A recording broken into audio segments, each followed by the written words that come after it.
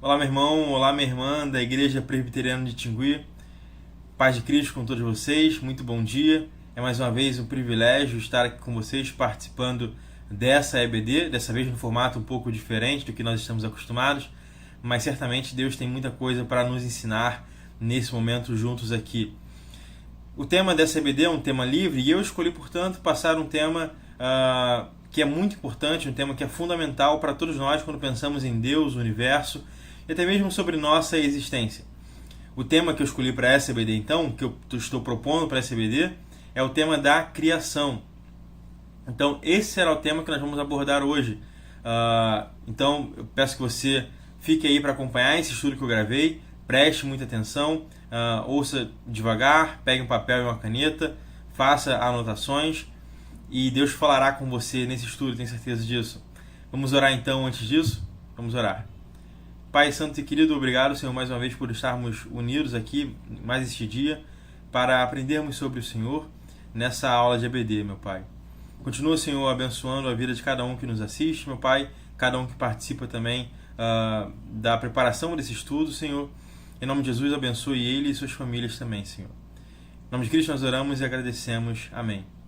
Fique agora, meu irmão e minha irmã, com o estudo sobre a criação, baseado no livro de Gênesis, capítulo 1, versos 1 e 2. E na volta, nós vamos orar juntos mais uma vez. Deus abençoe. Você já se perguntou de onde nós viemos? Ou para onde nós vamos? Já se perguntou se há algum sentido na vida? Ou qual o propósito da existência? Esse tipo de pergunta são as perguntas mais profundas que nós podemos fazer. E nós chamamos essas perguntas de as questões últimas da vida. Certamente você já deve ter se perguntado ou pensado sobre algumas delas. Da mesma forma, centenas de homens, centenas de pensadores na história do mundo também se debruçaram sobre essas questões. E muitos deles até propuseram algumas respostas a esses questionamentos tão importantes. Mas nenhuma resposta pode ser válida sem o apelo às Escrituras, porque elas são as palavras do Deus Criador de todas as coisas e por isso são dignas de confiança. E eu digo isso porque o nosso objetivo aqui hoje é tratar de uma dessas questões últimas da vida. E o tema proposto é o tema da criação. Por que existe algo ao invés de nada? Essa é uma questão fundamental para nós. Não apenas porque as coisas existem, mas como as coisas passaram a existir. E para começar essa palavra, esse estudo, essa reflexão, é preciso deixar claro que o tema da criação ele não é um assunto científico, mas ele é um assunto teológico. Eu sei que você pode ficar alarmado com essa afirmação, mas isso é um fato e ele é irrefutável. Na verdade, é sobre esse prisma que as maiores mentes que já viveram no planeta analisaram, se aproximaram dessa questão da criação. Foi assim que os maiores pensadores do mundo pensaram sobre o tema da criação. Isso, pelo menos, até Darwin começar a propor uma abordagem diferenciada. Pense, por exemplo, nos antigos gregos. Eles explicavam o fato da criação apelando para certas mitologias que contavam histórias de certos deuses, como Eros, Gaia, o Caos e Tártaro. E assim eles explicavam a origem do universo, a origem do mundo. Na mitologia nórdica também, o mundo também é visto como um produto de deuses, Godin, Bor e etc. Mesmo os pensadores mais influentes da história do Ocidente, como Platão, também considerava a criação o fruto de um deus que ele chamava de demiurgo. Então esses são todos apelos à teologia no sentido mais amplo do termo, mas ainda assim um apelo à teologia como fonte explicativa da criação, como fonte para a explicação da origem de todas as coisas. Então aqui você pode fazer uma escolha. Então você tem uma escolha para ser feita diante de si mesmo. E a primeira é: você pode ficar com essas fábulas e pensamentos inventados pelo homem, ou você pode ficar com a palavra do próprio Deus vivo e verdadeiro. Note que não há uma terceira possibilidade, não há uma alternativa a essas duas escolhas. Você não pode apelar para a ciência, como eu disse antes, porque a ciência ela explica coisas naturais e o evento da criação é uma coisa sobrenatural. Ainda, a ciência não pode explicar a criação porque a ciência é baseada na observação. Ela é feita baseada na observação.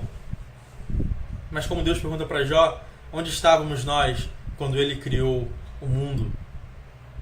Não existia ninguém para observar a criação. E por isso a ciência não pode confabular sobre a criação, ela não pode falar sobre a criação com propriedade. Além disso, toda a ciência é baseada na observação repetida de eventos. Tem que haver uma repetição de eventos para que a ciência possa fazer a sua análise. Mas a criação de todas as coisas, ela é um evento único, ela não pode ser repetida. E, portanto, a ciência ela não pode explicar a criação. A ciência não tem abrangência sobre o tema da criação. E esse é um fato reconhecido, como eu disse, pelas maiores culturas e pensadores de todos os tempos. A criação é um assunto teológico, não um assunto científico.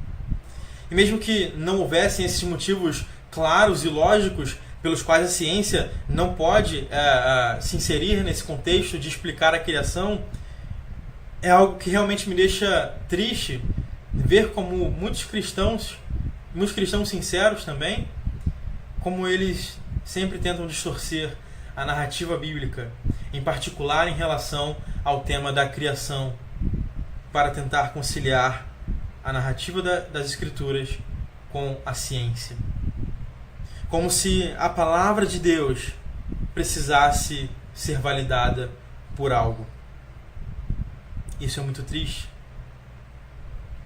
E como disse Salomão, não há nada de novo debaixo do sol, e tudo o que os cientistas estão descobrindo são as questões fundamentais que já foram reveladas nas Escrituras. Nesse mesmo tema da criação, por exemplo, um cientista não cristão, ganhador de muitos prêmios, chamado Herbert Spencer, publicou um livro chamado Primeiros Princípios. E uma das coisas que ele defende nesse livro é que tudo que existe, tudo que tem existência real, se enquadra em pelo menos uma dessas 5 categorias: tempo, força, ação, espaço e matéria. Agora, como John MacArthur notou em 1 Gênesis, Gênesis 1, versículo 1, está escrito que no princípio, isso é tempo, Deus, isso é força, criou a ação, os céus, isso é tempo, e a terra, isso é matéria. Aquilo que Herbert Spencer supostamente descobriu já estava revelado nas Escrituras, porque as Escrituras são palavras do próprio Criador de tudo o que há. Agora então, com a nossa inteligência humilhada diante da grandeza de Deus, nós podemos olhar para as Escrituras com humildade e descobrir o que ela fala, descobrir as verdades que são inquestionáveis sobre o evento da criação. Embora nós vamos ter alguns textos de apoio, o nosso texto base, o nosso ponto de partida será Gênesis, capítulo 1, versos 1 e 2. Gênesis 1, verso 1, diz assim: No princípio, Deus criou os céus e a terra. Aqui uma questão interessante pode aparecer. Eu sei que quando você lê esse texto e lê que no princípio Deus criou, você pode se perguntar, mas o que Deus fazia antes do princípio? O que Deus estava fazendo antes de criar os céus e a terra? Pelo menos eu já me perguntei, já me fiz essa questão. Quer dizer, quando Deus cria, esse é o princípio de tudo, da matéria, do espaço, do tempo, etc. Mas não é o princípio do próprio Deus. Deus tem uma existência que é de eternidade a eternidade, como diz o Salmo 90. Então, o que Deus fazia antes de criar tudo que foi criado? E na verdade, confesso que essa é uma questão um pouco tola de se fazer, porque o que no fim do dia estamos perguntando é o que Deus fazia no tempo onde não havia tempo. Percebe? E Agostinho de Hipona, nas suas Confissões, ele menciona que na sua época alguns respondiam a essa questão com uma brincadeira. Então, o que Deus fazia antes de criar os céus e a terra? Ele preparava um lugar chamado inferno para as pessoas que fazem questões tão complexas como essas. Mas é claro que isso é só uma brincadeira. E Agostinho, de fato, ele responde a essa pergunta sobre o que Deus fazia, mostrando que, na verdade, a pergunta, como a gente disse, ela é sem sentido. Não há como perguntar o que Deus fazia antes de criar, porque não existe um antes sem que haja o tempo que foi criado por Deus para medi-lo. Assim, por esse lado, essa pergunta ela parece sem sentido. Mas, por outro lado, existe ainda uma sensação em nós de que falta algo nessa resposta. Isso porque o próprio texto que diz no princípio Deus criou deixa subentendido que Deus existe antes de criar, que Ele é eterno. E essa é uma verdade, como eu já disse, que tem suporte nas Escrituras. Então, se nós não podemos falar de um tempo antes do tempo, nós podemos pensar nessa questão em termos da eternidade de Deus. Ou seja, ao fato de que Ele está fora do tempo, de que Ele não está submisso ao tempo. Então nós podemos perguntar o que Deus fazia durante a eternidade, antes do princípio. E aqui sim nós podemos pensar nas Escrituras algumas coisas que Deus fazia antes de criar os céus e a terra. O que Deus fazia antes de criar os céus e a terra? Em primeiro lugar, Ele desenvolveu um plano de redenção para a criação. Em Hebreus 13, 20, fala de uma aliança eterna. Essa aliança eterna é a aliança da redenção. É o pacto entre as três pessoas da Trindade para a redenção de todas as coisas. A primeira pessoa da Trindade, o Pai, enviaria o Filho, a segunda pessoa da Trindade. E ele morreria então no tempo e no espaço por um povo que seria levado à fé pela terceira pessoa da Trindade, o Espírito Santo. Esse é o plano da Trindade, esse é o plano da redenção, é a aliança eterna que é feita entre o Pai, o Filho e o Espírito Santo antes da fundação do mundo. É um plano feito antes do princípio, na eternidade. Um plano que mais tarde foi executado na história. Portanto, Deus não foi pego de surpresa com a queda do homem. Ele não inventou um plano de última hora. Não era um plano B. Era o plano original que estava feito na eternidade, antes do princípio, antes da criação. O que Deus fazia antes de criar os céus e a terra? Em segundo lugar, Ele elegeu um povo para si. Em Efésios capítulo 1, versos 4 e 5, está escrito que antes da fundação do mundo, Deus nos escolheu nele para sermos santos e irrepreensíveis diante dele. Em amor, nos predestinou para ele, para sermos adotados como seus filhos, por meio de Jesus Cristo, segundo o propósito da sua vontade. E o texto continua. Portanto, antes da fundação do mundo, na eternidade, Deus elegeu um povo para si, de acordo com a sua soberana vontade. Essa é a graça de Deus, realizada antes da fundação do mundo. Deus elege os seus santos para si, elege para a salvação na eternidade. É aqui, portanto, na eternidade, que começa a redenção dos eleitos de Deus. O que Deus fazia antes de criar os céus e a terra? Em terceiro lugar, havia um gozo eterno de comunhão entre as três pessoas da Trindade. Olha o texto que está em João 17, verso 5. Está escrito, Jesus dizendo: "E agora, ó Pai, glorifica-me contigo mesmo, com a glória que eu tive junto a ti, antes que houvesse mundo, antes que houvesse mundo. Então, antes do princípio, antes que houvesse o mundo, Deus Pai, o Deus Filho e o Deus Espírito Santo estavam em comunhão entre si. Havia harmonia entre as pessoas da Trindade. Os pais da igreja, começando com Damasceno, eles tinham uma palavra para descrever esse fato. E a palavra é pericorese. Pericorese. E esse era um tipo de brincadeira da época onde crianças ficavam numa roda e davam as mãos e ficavam rondando uma criança que estava no centro. E essa criança que estava no centro estava dançando, enquanto as outras rodavam ela cantando. Em dado momento da brincadeira, essa criança do centro ia para a roda e uma criança da roda ia para o centro. Eles ficavam revezando nessa brincadeira. E essa é uma imagem muito bela que os pais da igreja usaram para denotar o relacionamento da Trindade, o relacionamento eterno da Trindade. Ele destaca a harmonia, destaca o amor, destaca a comunhão que sempre houve entre o Pai, o Filho e o Espírito Santo. Havia comunhão e há comunhão, há gozo entre as pessoas da Trindade. Então aqui estão pelo menos 3 coisas que nós sabemos que Deus fazia antes de criar os céus e a terra. Ele planejava a redenção, ele elegia o seu povo e ele gozava de comunhão entre si, nas pessoas da Trindade.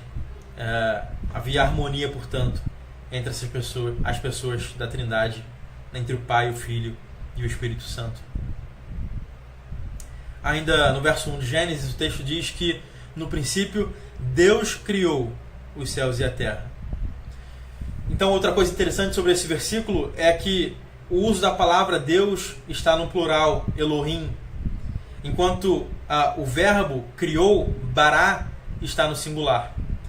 Muitos cristãos piedosos, eles enxergaram nesse fato a representação de que a Trindade estava envolvida no ato da criação, por causa do uso do Elohim no plural. E ao mesmo tempo que havia também harmonia de propósito, havia uma união de propósitos, uma singularidade de propósitos na criação entre as pessoas da Trindade, porque o verbo criou, bará, está no singular. Algumas pessoas também têm colocado muita força, muita ênfase nessa interpretação do verbo criou, que eu já mencionei para vocês. Mas é suficiente dizer que o termo bará, o verbo criou no hebraico, nessa escrita, nessa grafia, ele é apenas predicado de Deus nas Escrituras. E nós acreditamos que aqui esse termo ele se refere a uma criação a partir do nada, uma criação ex nihilo, ou seja, Deus não cria os céus e a terra a partir de uma matéria pré-existente. Ele cria a partir de sua palavra. É claro que isso se aplica a esse primeiro ato criativo de Deus. E aí os teólogos reformados e os teólogos em geral, eles têm feito essa distinção entre criação original e criação subsequente. A criação original é essa que é a única feita de fato ex nihilo, ou seja, a partir do nada. Essa é a criação dos céus e da terra. As outras criações de Deus, que são chamadas de criações subsequentes, elas pressupõem realidades já existentes, como afirma o teólogo John Frame. Por exemplo, pense na criação dos animais em Gênesis 1, verso 24. Deus aqui ele usa a realidade da terra, ou seja, uma coisa que já existe, para criar as criaturas vivas, para realizar então esse ato da criação das criaturas vivas. Mas aqui no nosso versículo 1 de Gênesis, do capítulo 1, a criação é de fato a partir do nada. E esse tipo de criação, note, só pode ser realizado por um Deus que é onipotente, que é soberano e que cria as coisas sob o seu comando. O homem, ele jamais tem a capacidade de criar a partir do nada, de criar como Deus criou aqui. O homem, nós podemos apenas criar a partir de algo que já existe. Aliás, é essa a definição de John Locke para trabalho. Trabalho é o envolvimento da força humana a coisas que já existem, a natureza já existente. Nós podemos apenas, portanto, criar coisas novas a partir de coisas que já existem. Deus é o único que pode criar ex nihilo. E o autor de Hebreus declara essa realidade dizendo que, pela fé, nós entendemos que o universo foi formado pela palavra de Deus, de maneira que o visível veio a existir das coisas que não são visíveis. Hebreus 11, verso 3. Ainda o verso 1 de Gênesis diz que, no princípio, Deus criou os céus e a terra. E para entender isso, nós temos que ter em mente que o livro de Gênesis é um livro geocêntrico. Ou seja, a história é narrada como se tivesse sido vista por um espectador desse nosso planeta, da Terra. E o foco da narrativa também é esse planeta. Por isso é um livro geocêntrico, a narrativa é geocêntrica. Então, por isso que a criação, há aqui a citação da criação dos céus e da terra, mas reparem que a criação do céu, ela é feita, essa citação é feita como que de passagem, en passant. Os céus aqui, muito provavelmente, se referem ao cosmos, a todo o universo, as galáxias, as constelações. Mas reparem que rapidamente o foco ele é voltado para a criação da Terra. E a Terra então se refere a esse planeta que nós vivemos. Então é a partir daqui que o eixo narrativo de Gênesis, da criação, passa a ser as coisas desse planeta, as coisas da Terra. E no verso 2 e 3, as coisas, aliás, no verso 2, 3 coisas são ditas sobre a Terra. Nós vamos olhar para isso agora. Então o verso 2 de Gênesis declara 3 coisas sobre a Terra. Declara que ela era sem forma e vazia, declara que haviam trevas sobre ela e que o Espírito de Deus se movia sobre ela também. Vamos olhar para cada uma dessas 3 coisas? Sem forma e vazia primeiro, então. Essas 2 palavras, sem forma e vazia, no hebraico a expressão é tohu vavohu. Ela é uma expressão que é usada para tentar capturar esse estado no qual o nosso planeta ele é inabitado e também é inabitável. Ou seja, aponta para o estado, para uma condição de um planeta que ainda não está desenvolvido, que não é funcional, portanto, que ainda não está pronto para ser habitado. E então o resto do capítulo, o resto da narrativa, vai mostrar como um Deus soberano ele vai trabalhar para que esse planeta se torne habitável e funcional e finalmente muito bom. É isso que significa então essa primeira expressão que é declarada sobre a Terra. A segunda expressão é que havia trevas. E aqui alguns, muito poucos na verdade, tentam dizer que esse termo trevas se refere a algum tipo de mal, como se fosse algum tipo de mal independente de Deus, alguma entidade independente de Deus, como o mal. Mas está claro que como Deus nomeia as trevas, no verso 5 desse texto de Gênesis 1, portanto ele tem o controle sobre ela. Então não se trata de uma entidade independente de Deus. Na verdade, o termo trevas aqui, ele se refere nada mais, nada menos, não ao mal, mas sim a uma condição, a um estado físico. Não é como se aqui o termo trevas se referisse nessa passagem a algo como se fosse aquele yin-yang da cultura chinesa, onde as trevas representam o mal e a luz representa o bem. Como disse, o termo trevas aqui se refere simplesmente a um estado físico das coisas. Haviam trevas, ou seja, existia a ausência de luz até que Deus cria a luz posteriormente.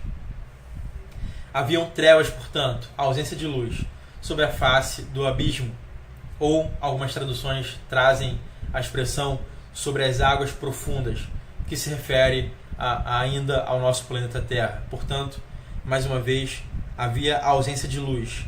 Essa tentativa de capturar esse estado da Terra, que é um estado de inabitabilidade, um estado de uma Terra que não é funcional, um ambiente inóspito para a vida.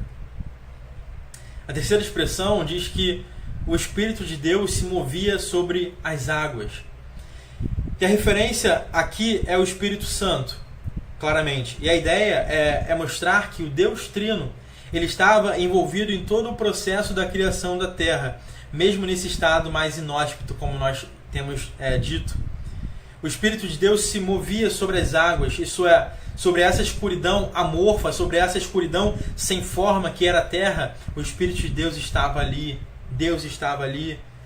E a palavra para movia aqui é uma palavra curiosa que é usada para designar o chocar de um ovo. Pensa naquela cena da galinha chocando um ovo. Essa é a imagem aqui que Moisés tenta capturar. É como se o Espírito de Deus estivesse chocando o nosso planeta. E é, de fato, esse chocar, tanto aqui nesse caso, quanto no caso real da galinha, que tornam possíveis as condições para a existência do ser que é chocado. Se uma galinha não choca o ovo, o pintinho não nasce. E esse então é um belo jeito poético de dizer, de declarar o cuidado, o carinho, o amor e o envolvimento pessoal de Deus com o nosso planeta. O Espírito de Deus se movia, chocava, tornava possível a existência de um planeta para que nós pudéssemos habitá-lo. Esse então é o sentido dessa expressão. Então é a partir dessa terra sem forma e vazia, onde a escuridão predomina, é a partir daqui que Deus choca a terra e começa o trabalho dos dias da criação. Isso está narrado desse capítulo aqui até o capítulo 2, verso 3. Mas nós não vamos entrar por esse caminho. Com certeza vocês já ouviram sermões sobre esses dias da criação e sabem muito bem como que isso acontece. Mas então, para finalizar o nosso tempo aqui, eu gostaria de falar brevemente sobre o propósito de Deus para a criação. E a primeira coisa que nós podemos perceber nas Escrituras em relação a esse tema é que a criação de Deus, o ato criativo divino, é visto como um motivo para a adoração a Deus. É um motivo para que os homens louvem o seu nome, para que todos louvem o seu nome. Isso pode ser visto, por exemplo, em Apocalipse, capítulo 14, versos 6 e 7, onde está escrito: Vi um outro anjo voando pelo meio do céu, tendo o evangelho eterno para pregar aos que habitam na terra, e a cada nação, tribo, língua e povo, dizendo com voz forte: Temam a Deus e deem glória a Ele, pois é chegada a hora em que Ele vai julgar. E adorem aquele que fez o céu, a terra, o mar e as fontes das águas. Apocalipse 4, verso 11. Tu és digno, Senhor e Deus nosso, de receber glória, honra e poder, porque criaste todas as coisas, e por tua vontade elas vieram a existir e foram criadas. O mesmo se dá em Neemias, verso 5 e 6 do capítulo 9. Bendito seja o teu nome glorioso, que ultrapassa todo o bem-dizer e louvor. Só tu és o Senhor, fizeste o céu dos céus, e todo o seu exército, a terra e tudo o que nela há, os mares e tudo o que há neles. Tu conservas a todos com vida, e o exército dos céus te adora. Então, esse é um primeiro aspecto do propósito da criação, o louvor a Deus. Todas as coisas que são criadas são convidadas e, de fato, tem que louvar a Deus. Os céus proclamam a glória de Deus e nós somos convidados a louvar a Deus pela sublime criação. Mas há um outro sentido, um outro aspecto que é tão sublime quanto esse, a redenção. Há diversos paralelos na Bíblia entre a criação e a redenção, ou a criação e a salvação. Em Romanos, capítulo 5, versos 18 e 19, Paulo destaca claramente essa conexão, essa relação, quando ele diz que por um homem, Adão, todos se tornaram pecadores, mas que por um outro homem, Jesus, muitos se tornaram justos. Criação vinculada à redenção. A mesma coisa está lá em 1 Coríntios, capítulo 15, verso 21. Isso fica muito fortemente claro em Efésios, capítulo 3, versos 8 ao 11, onde está escrito: A mim, o menor de todos os santos, foi dada essa graça de pregar o evangelho aos gentios, o evangelho das insondáveis riquezas de Cristo e manifestar a todos qual é a dispensação do mistério que durante tempos passados esteve oculto em Deus, que criou todas as coisas. Isso para que agora, pela Igreja, a multiforme sabedoria de Deus se torne conhecida dos principados e das potestades nas regiões celestiais, segundo o eterno propósito que Deus estabeleceu em Cristo, Jesus, o nosso Criador. Em Cristo temos ousadia e acesso a Deus com confiança. Portanto, aqui, reparem, a criação e a posterior pregação do Evangelho visa, lá no verso 12, o propósito eterno que Deus estabeleceu em Cristo, a saber, o acesso a Deus, a saber, portanto, a redenção. Assim, a criação e a salvação estão sempre interligadas na Bíblia. E para mim, o principal link que há entre a salvação e a criação vem do próprio Paulo, no capítulo 4, verso 6 de 2 Coríntios. E com esse texto nós encerramos por hoje. 2 Coríntios, capítulo 4, verso 6, está escrito: porque Deus, que disse, das trevas resplandeça a luz, Ele mesmo resplandeceu em nosso coração, para iluminação do conhecimento da glória de Deus, na face de Jesus Cristo. Note que a referência de Paulo aqui, quando ele cita que Deus disse haja luz, ou que das trevas resplandeça a luz, é exatamente o relato da criação, em Gênesis capítulo 1, verso 3. Deus criando a luz em meio às trevas, por seu soberano poder, em Gênesis, no relato da criação, é uma imagem do que Ele faz na escuridão do coração de homens pecadores como eu e você, trazendo a salvação. O teólogo Jonathan Edwards percebeu bem essa analogia. Ele disse que na criação a luz veio e as trevas se dissiparam. Mas as coisas ainda não tinham tomado a sua forma final. Dia após dia da criação, as coisas foram tomando forma, foram ficando mais ricas, mais belas, mais completas, até que por fim ficaram muito boas. E então veio o descanso. E esse é o paralelo com a vida do cristão, segundo o Edwards. A luz, que é o próprio Deus, vem e ilumina o que antes eram trevas no nosso coração. E a luz brilha. E o crente vive na luz. Mas o processo da santificação está apenas no começo. E ela vai se desenvolvendo, e ele vai se desenvolvendo, e vai florescendo, e se torna mais completo, até que um dia o cristão entra no descanso eterno, onde ele será aperfeiçoado, e Deus dirá: muito bom, servo bom e fiel. Essa é a figura da criação. Essa é a glória da redenção, ensinada no testemunho da criação. Vamos orar? Deus Santo e Eterno, te agradeço, Senhor. Nós te agradecemos por esse momento em que nós podemos nos debruçar sobre esse tema que é tão rico e importante, Senhor, para compreendermos quem Tu és e a Tua obra em nossas vidas.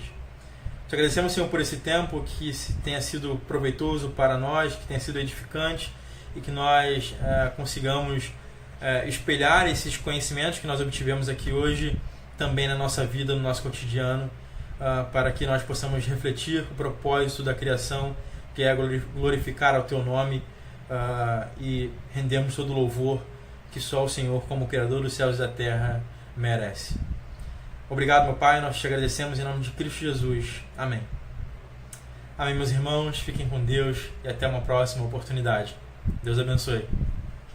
É realmente maravilhoso estudar sobre a criação. Tema fascinante, nós só olhamos para 2 versículos. Imagina se nós fôssemos olhar para todo o restante da narrativa da criação lá em Gênesis. Esse mesmo Deus que criou os céus e a terra, que disse nas trevas que hajam luz, é o mesmo Deus que também diz haja luz em nossos corações. Meu irmão, que essa mensagem tenha te impactado, tenha te abençoado. Compartilhe com seus amigos, familiares e que Deus continue falando através dessa mensagem ao seu coração. Vamos orar mais uma vez para encerrar a nossa transmissão e já rogando as bênçãos de Deus para você e sua família. Vamos orar juntos? Pai, nós te agradecemos, Senhor, por essa oportunidade onde nós acabamos de estudar um tema tão rico e tão precioso e também tão importante, Senhor, para a nossa fé, como é o tema da criação. E nós queremos reafirmar, Senhor, diante de Ti, que nós cremos plenamente que o Senhor criaste todas as coisas e criastes como está narrado no livro de Gênesis, porque a Bíblia é a Tua palavra e a Tua palavra não erra, não mente, não engana, Senhor. Nós ficamos maravilhados diante do poder da Tua criação e ficamos maravilhados mais ainda por saber quem o Senhor é em nossas vidas, Senhor. O Senhor é aquele que nos resgata das trevas e nos traz para a luz, que é o Teu próprio Filho Jesus, que veio ao mundo, morreu na cruz e ressuscitou para nos salvar. Te agradecemos, meu Pai, e também por essa comunidade aqui reunida. Abençoa cada um deles, abençoa suas famílias, meu Pai. Dê, Senhor, uma tarde tranquila e um culto à noite abençoado também. Te pedimos em nome de Cristo Jesus essas bênçãos e já agradecemos. Amém. Graça e paz, meus irmãos. Até uma próxima. Deus abençoe.